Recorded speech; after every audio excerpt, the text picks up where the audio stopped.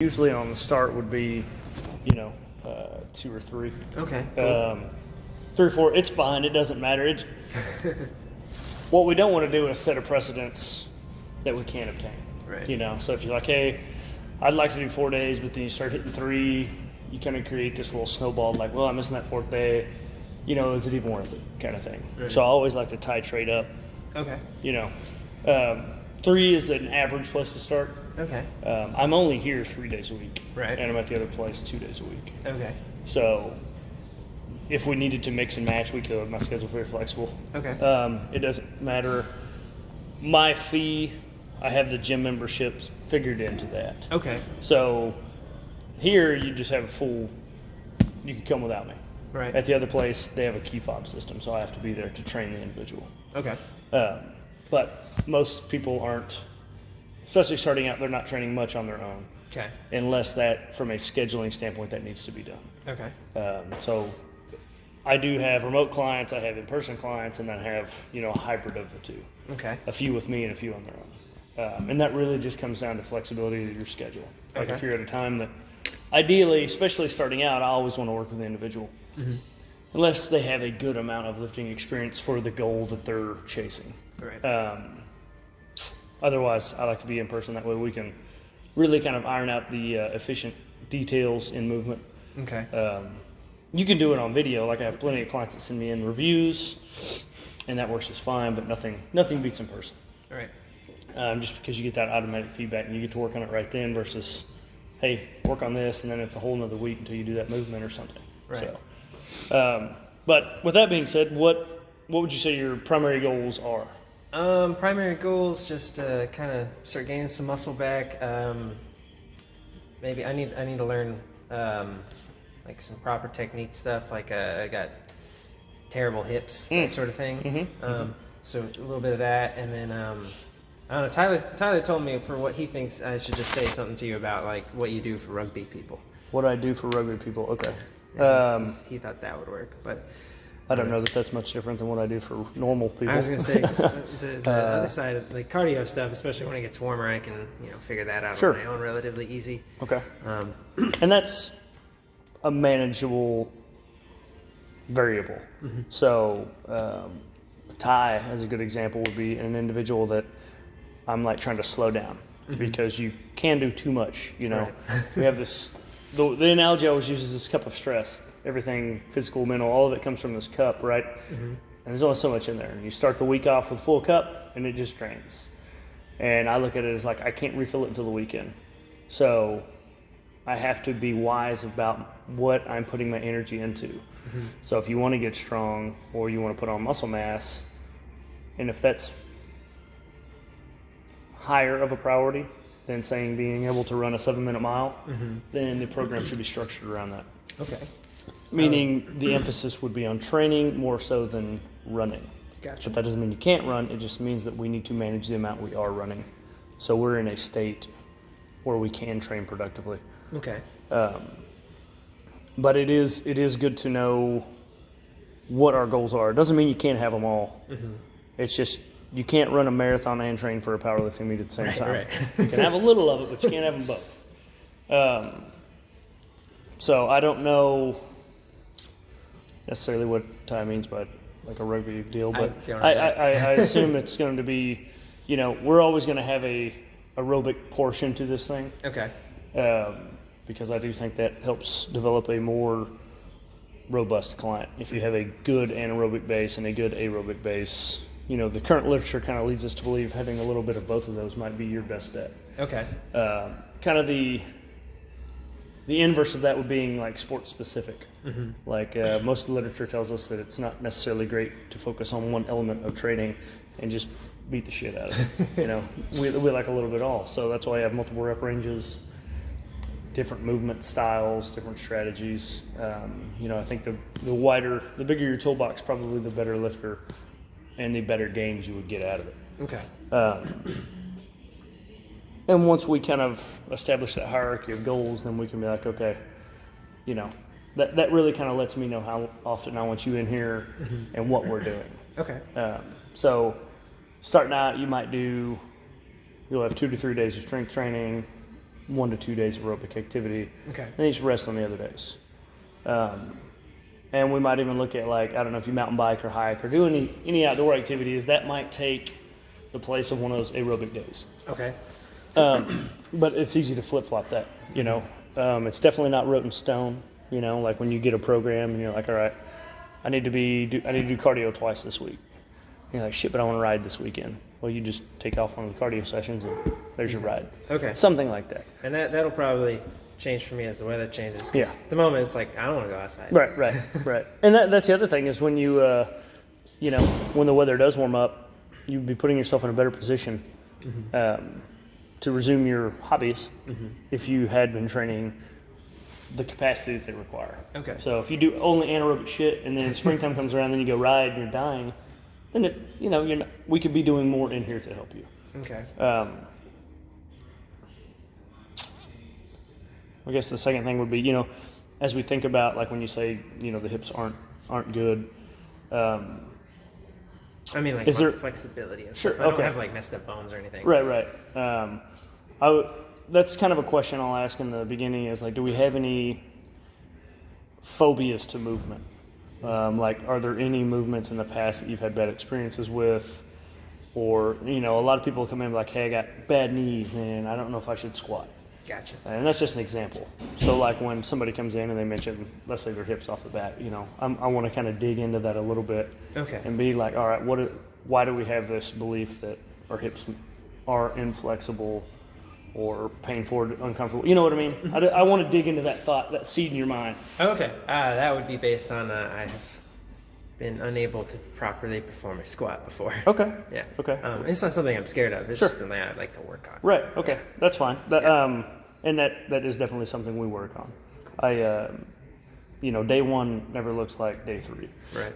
But, you know, you just get your foot in the door. And then you work from there, working on range of motion, comfortability, and the more you do it, the better you get at it. But I like to know that just in case sometimes an individual will be like, say something like that, and you had like a car wreck when you were 16, and you still have this, like, hey, my hips have been fucked ever since that. Right. So I just like to ask that question to see how far I need to kind of uncover that little mental nugget. Gotcha. You know, Yeah. But if it's just like you said, flexibility thing, the squat you've never felt comfortable in, you know, that's not that big of a deal. I think you'll gain comfort in that pretty quickly, versus me trying to be like, okay, why does Huxley think his hips are fucked? You know, Gotcha. it's not that big. It's not that deep of a deep-rooted problem. And kind of going along that same health spectrum, you know, are there any heart, lung, knees, back issues that you're aware of? Anything that a physician would be? No, nothing. The only thing I can think of is I have like I don't think it would affect anything here because I started wearing the proper shoes, like not proper size shoes, but like I have this thing called Haglund's deformity. Okay. But that's just that my ankle or my heel juts out a little too far. Okay. Basically, I've not heard of it, but It's just if I wear improper shoes, it can like cause inflammation. I see. Yeah. All right. But that's a non-issue. I have no heel, so the opposite. My just foot's straight down. But all right. Well, that's not. I don't. Like I said, I wouldn't unless it became an issue. Yeah. You know, for whatever reason, squatting or jumping or something of that nature. You know, I guess we would address it from that point. But it's not going to be. Yeah. You seem to be getting through life with it just fine, so it's Yeah. not anything I'm going to concern myself with unless necessary. Right. I can't think of anything. My knees are fine, and I haven't broken anything since I was like 6. Yeah, probably normal dude then. Yeah. Again, like I said, these are good questions to ask, just to understanding the psychology of the individual, trying to create a good line of communication, Right. and an open one, because Yeah. a lot of people, if you don't start this conversation now, you know, it's not unlikely for them to hide things and try to work through them because there's this perception of, I'm in a position of power, you're the client, I do what he says. Right. You know, it's much more of a relationship of, hey, we're in this together, you know. You have goals, I want you to achieve those goals. That makes me feel good. It's probably good for a paycheck, you know, versus me just saying, hey, you coming in, you're like, hey, I want to get strong. I'm like, cool. I'll see you Monday. What time? You know what I mean? And I probably would have done that in the past because I thought I knew best and you know, I had a model and you fit the model, right? But I find that it's more beneficial to kind of interview the individual and see what they want. I would say the only like issues that have come up in the past just range of motion stuff, like in my specifically shoulders and hips. Cool. Yeah. I like that because I think that's a really good topic that's somewhat hot from a posture standpoint. You know, we have these topics that are very sellable. So, like if I were to ask you, what do you think a proper range of motion in the squat is, you're going to have an idea. And it's going to be derived probably socially. You know, somebody's told you you've seen it, or somebody's told you you don't have flexible hips, or something of that nature. And it's highly likely that you're normal. Okay. And even if it were, like, let's say you're like, man, I just can't get below parallel. Like, my hips are tight. I'm like, okay, well, you can still squat, even if it's above parallel. Okay. Above parallel squat's better than no squat. Fair. But somebody's going to look at that and be like, what's wrong with me? I can't get below parallel. My ankles aren't flexible. You know, my knees are tight. You know, some shit. Right. And it doesn't matter because movement is arbitrary. Okay. We've developed this rule that squats need to be below parallel, right? It came from powerlifting because they have to have rules for competition. Right. But in reality, I mean, like I train people that are over 70. You think they're going to squat below parallel? Some do, and some don't. Okay. I don't force them to try to get below parallel because I know that squatting in general is what's best for them. Okay. If I just sit there and kind of hammer them, like trying to get them below parallel, it's not going to go well for either of us because they're going to think they're a failure, and I'm going to think I'm a failure. In reality, they're fine doing what they're doing. Okay. So that's the other thing is, you know, a lot of the things we hold as kind of a standard in this industry are arbitrary. Okay. Rep ranges, you know, depth, movement selection, you know. I want to get you moving. That's the most important thing. And I want to keep you moving. Okay. And I want you to enjoy it to some degree. You know, it's like I said, it's much more of a relationship versus a coach and a client. Okay. At least that's how I try to set it up. Okay. Cool. Yeah. Because I find that to be much more successful and more fun for both of us. I guess the other thing would be a question I like to ask Okay. is, let's say you want to get stronger, you want to gain mass. Obviously, we want to change our physical appearance to some degree. And, you know, what do you think is a reasonable timeline? Oh, I wouldn't have the first idea. Okay, that's fine. Honestly, I would rather you say that than 12 weeks. You know what I mean? Because I think the other thing, first conversation I ever have with every client is, what are your expectations? How long do you think this thing's going to take? Because you have goals, so we can put a time limit on it and be like, hey, how long do you think this thing's going to take? What thing? Getting jacked. You know? And then I can be like, well, it's not going to take 12 weeks. Because I think it's important to look at this thing from a long-term perspective. Because if it was relatively easy or a short-term perspective, everybody would be jacked. It would be easy to attain. And it's not because of life and just physiology. It's not easy to do. So I like to get reality put into this thing early. That way, at the end of month one, you're like, I don't look any different. Be like, cool. why would you? So, and I'm not going to put a timeline on there. I'm not going to answer that question because I don't know. Okay. I just want to make sure that we understand the process is not short. It's not a 90-day to a new you or any of that shit. Yeah, what I'm looking for is basically starting some good habits. Yeah. Keeping them. Okay. Not some like, you know, having abs by summer kind of thing. Right. That's a very important outlook on the process because so many people get hung up, and maybe it's just the way we live. You know, we live a pretty quick-paced life. You know, you want something to eat, go get a drive, go through a drive-thru and pick it up. But this is definitely not that.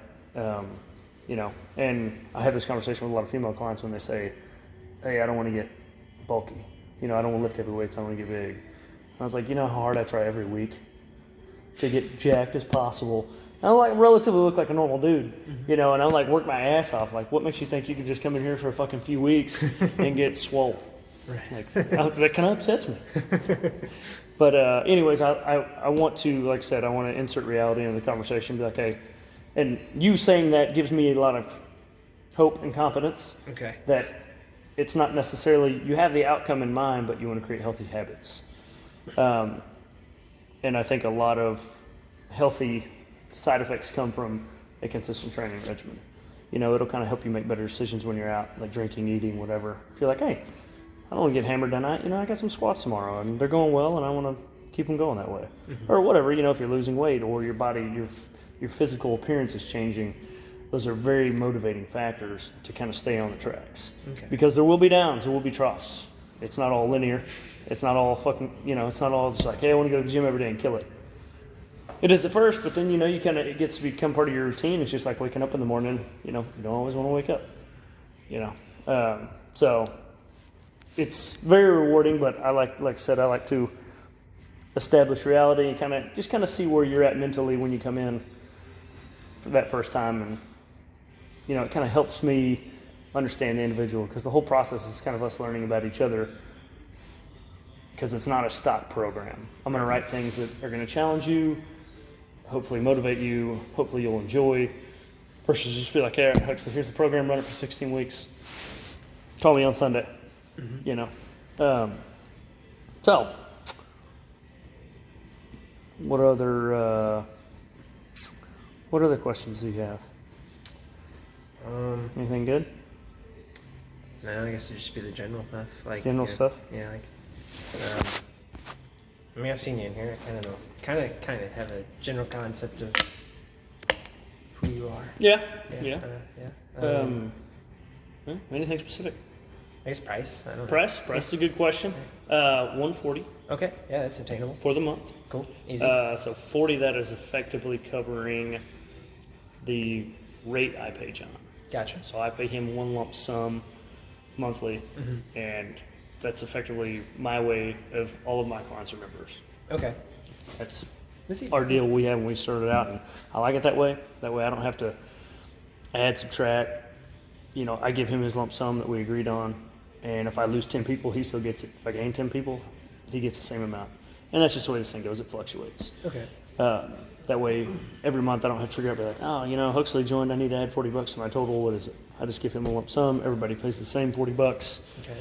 I take 100. Cool. That's effective. That's how I've budgeted that for myself. And also, I want to come up with an amount that the individual can pay for an extended period of time, because again, it's long term. Like, that's what I want. It doesn't necessarily mean it always is. People come and go. They don't go as often as they used to, hopefully because I'm getting better at what I do. But if we know this is going to be 6 months, 9 months, 2 years, you know, I've trained, one of my very first clients, still trainer, like 8 years ago. Okay. I've lost a lot and gained a lot in between. But I want to make it affordable for the individual. The price has to match the shit I'm telling you. Right. You know, I can't be like, hey, you know, I want you to do this for a year and then charge you $60 a session. Like, nobody can afford that. Nobody's going to afford it. Doesn't matter how good you are. They're going to see through that. Right. So, anyways, that's the price Cool. I set people at, and if it doesn't work financially, it's negotiable to an extent, because I want you to train. Okay. I've got enough clients, luckily, that I can be flexible with pricing, because I look at it as the core people that have been here for a while. They're kind of paying it forward to the new people Okay. if they can't afford it, or if they need a better rate, or, you know, they lose their job and they need to train for free for a couple months. You know, I feel like I figured my income off this core group of individuals. Everything else is kind of bonus. Okay. And I like for people to know that early on, because life happens. Shit changes rapidly, and a lot of times this is one of the first things to be cut. And I think we receive a lot of positive mental and physical benefit from it, obviously.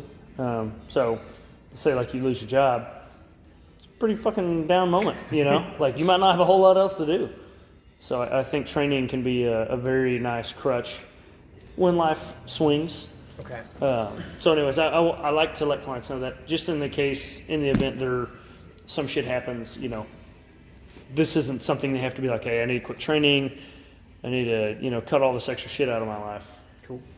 This doesn't have to be one of those things. All right. And I think that I want that to kind of help illuminate how important I think training is for you.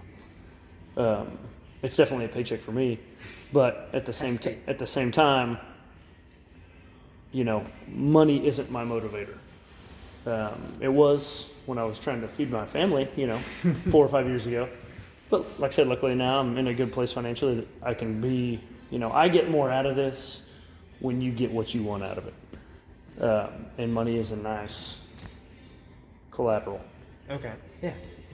So Easy. that's my philosophy on training.